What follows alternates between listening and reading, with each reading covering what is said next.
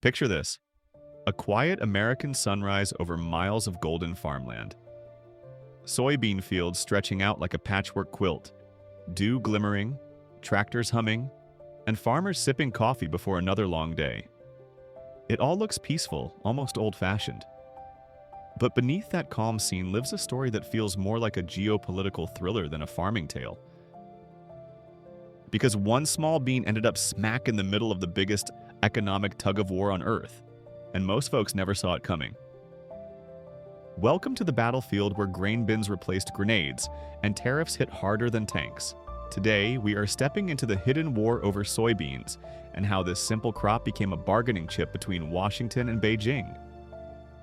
If you like deep dive explanations like this, please tap like and share. It helps this channel reach more viewers who enjoy calm, thoughtful global breakdowns. Now let's dig in. For decades, soybeans were the glue holding one of the world's most important trade relationships together. On one side, the United States, a farming superpower with soil as rich as the history of its heartland towns. Soybeans are not glamorous, they are not flashy, but they matter. Nearly $25 billion a year matter. They bring life to rural economies, support equipment makers, feed trucking jobs, and pay for college tuitions tucked behind white picket fences. In places like Iowa, Illinois, Nebraska, Minnesota, the rhythm of life beats with planting season and harvest. Farmers there are not just business owners, they are caretakers. They are stewards of land handed down from grandpa to dad, and hopefully one day to kids who still remember learning to drive an old tractor long before they learned to drive a car. On the other side of the world sits China, a giant with more than 1 billion mouths to feed and a growing appetite for meat. Where there are pigs, there is soybean feed, and China has more pigs than anywhere, so soybeans became a staple of modern Chinese development. Sure, they show up in tofu, sauces, cooking oil, even edamame snacks. But the real demand comes from feeding livestock for a rising middle class that moved from bicycles to cars and from small kitchens to big meals. For years, the system worked beautifully. The United States grew the beans, China bought them. Ships crossed the Pacific like clockwork. Everyone won. In a world filled with tension, soybeans were proof that cooperation was still possible. Then came tariffs. In Washington, the mood shifted.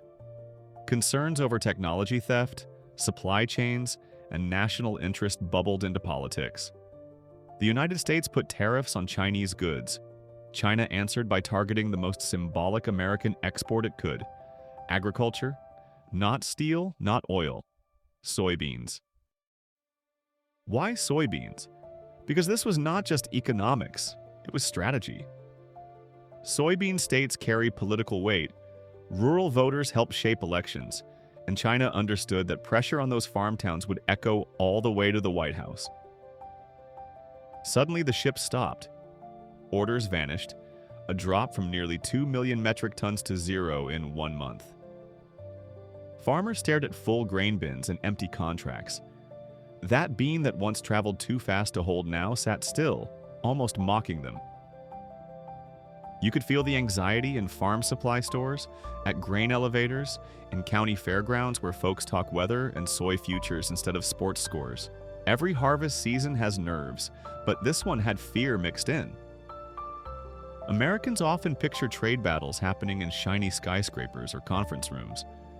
But here, the fight was felt in diners and farm kitchens, families crunching numbers on paper instead of spreadsheets, fathers wondering whether to fix a combine or hope it holds one more season. Meanwhile, in Brazil, farmers watch the clouds break and sunshine pour in. Because Brazil also grows soybeans. Vast, expanding soybean frontiers carved through South American soil. And when China turned away from the US, Brazil stepped in without hesitation. This was not personal, it was business. Brazil sold record amounts, China bought record amounts, and the balance of power in global agriculture shifted. Let's pause for a moment. Imagine spending decades building trust with your biggest customer. Then one day, that customer walks away.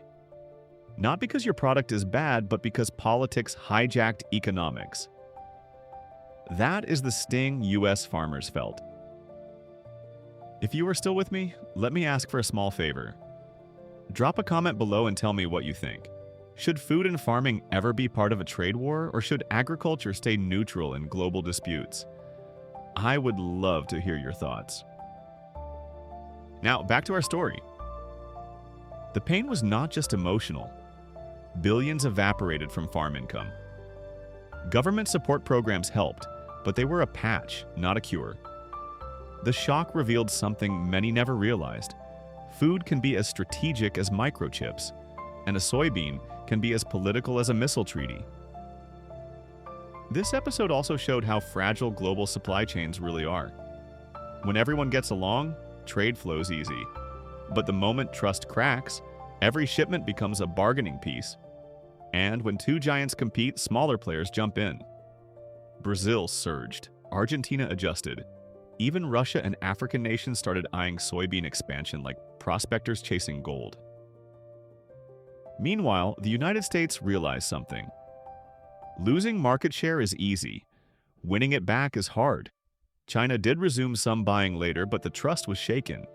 And once agriculture becomes a bargaining chip, it rarely goes back to being just a crop.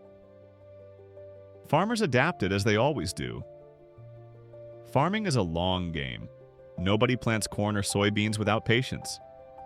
Nobody wakes before dawn to check soil moisture unless they believe in tomorrow. But uncertainty leaves scars. Underneath policy speeches and tariff charts, there are real people. A farmer once said something simple that cuts through all the noise. When we do well, our whole town does well. That is the heart of this story. When soybeans became leverage, entire communities became collateral. And while political leaders shook hands overseas, farmers tightened belts at home. Yet there is resilience here. Lessons were learned. Markets started diversifying. The importance of food security became clearer to everyone. And the world saw that even a humble bean can change global strategy. Think about that. A seed you can hold between two fingers influencing policy in Washington and Beijing. It almost sounds poetic. The smallest things sometimes carry the biggest weight. Before we close, remember this. Trade is not just numbers on paper.